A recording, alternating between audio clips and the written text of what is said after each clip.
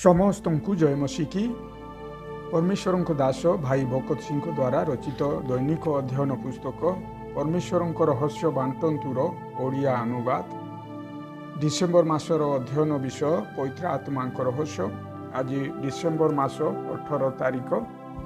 ଆଜିର ବାଇବଲ ପଦ, କାରଣ ତୁମମାନେ ପୁନର୍ବାର ଭୋଗ କରିବା ନିମନ୍ତେ ଦାସତ୍ୱର ଆତ୍ମା ପାଇନାହଁ କିନ୍ତୁ ପୁତ୍ରତ୍ୱର ଆତ୍ମା ପାଇଅଛ, ଯଦ୍ୱାରା ଆମ୍ଭେମାନେ ଆବ୍ବା ପିତ ବୋଲି ଡାକିପାରୁ।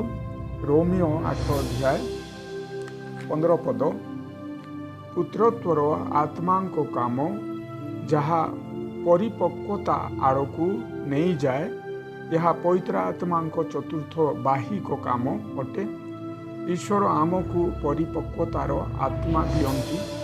ସେ ଆପଣାର ସେବକମାନଙ୍କୁ ଅର୍ଥାତ୍ ପ୍ରେରିତ, ଭାବବାଦୀ, ସୁସମାଚାର ପ୍ରଚାରକ, ପାଳକ ଓ ଶିକ୍ଷକମାନଙ୍କୁ ଅଧିକାର ଦେଇଅଛନ୍ତି। ତାଙ୍କ ପାଖରେ ଏହି ଅଧିକାର ଅଛି ଯାହାଦ୍ୱାରା ସେମାନେ ଈଶ୍ୱରଙ୍କ ବାକ୍ୟକୁ ଅଧିକାର ସହିତ କହିପାରିବେ। ପଞ୍ଚମ କାମ ସାକ୍ଷ୍ୟର ଆତ୍ମା ଅଟେ। ଆମେମାନେ ଈଶ୍ୱରଙ୍କ ସନ୍ତାନ ବୋଲି ସେହି ଆତ୍ମା ସ୍ୱୟଂ ଆମମାନଙ୍କ ଆତ୍ମା ସହିତ ସାକ୍ଷ୍ୟ ପ୍ରଦାନ କରନ୍ତି। ଆଉ ଯଦି ସନ୍ତାନ, ତେବେ ଉତ୍ତରାଧିକାରୀ, ଅର୍ଥାତ୍ ଯଦି ଖ୍ରୀଷ୍ଟଙ୍କ ସହିତ ଗୌରବାନ୍ୱିତ ମଧ୍ୟ ହେବା ନିମନ୍ତେ ଆମେମାନେ ତାହାଙ୍କ ସଙ୍ଗରେ ଦୁଃଖ ଭୋଗ କରୁ, ତେବେ ଈଶ୍ୱରଙ୍କ ଉତ୍ତରାଧିକାରୀ ଓ ଖ୍ରୀଷ୍ଟଙ୍କ ସହ ଉତ୍ତରାଧିକାରୀ ଅଟୁ। ରୋମିଓ 8:16 ଓ 17 ପଦ।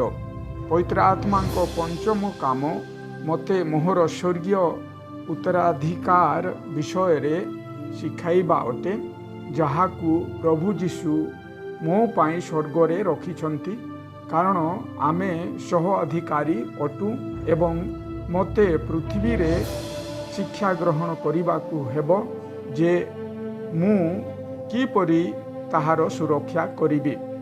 ପୃଥିବୀରେ ମୋର ସମସ୍ତ ଦୁଃଖ ଉଠାଇବାର ଉଦ୍ଦେଶ୍ୟ ଏହା ଯେ ସେ ମୋତେ ଶିଖାଇବେ, ଶିକ୍ଷିତ କରିବେ, ସାହାଯ୍ୟ କରିବେ ଓ ମୋତେ ମୋର ସେହି ସ୍ୱର୍ଗୀୟ ଉତ୍ତରାଧିକାରକୁ ଆନନ୍ଦର ସହିତ ଉପଭୋଗ କରିବା ନିମନ୍ତେ ସାହାଯ୍ୟ କରିବେ।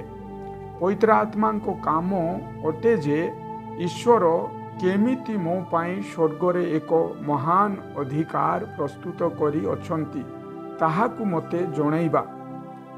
ଏଥି ସକାଶେ ଆମେ ନିଜର ପରୀକ୍ଷାରେ ବିଜୟୀ ହେଉ, ବଚସା କିମ୍ବା ଅଭିଯୋଗ କରୁନାହୁଁ, କିନ୍ତୁ ଦୁଃଖ ନିମନ୍ତେ ଈଶ୍ୱରଙ୍କୁ ଧନ୍ୟବାଦ ଦେଉ।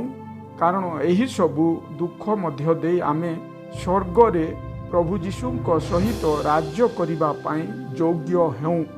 ପ୍ରଭୁ ଏହି ବାକ୍ୟ ଦ୍ୱାରା ଆପଣମାନଙ୍କୁ ଆଶୀର୍ବାଦ କରନ୍ତୁ।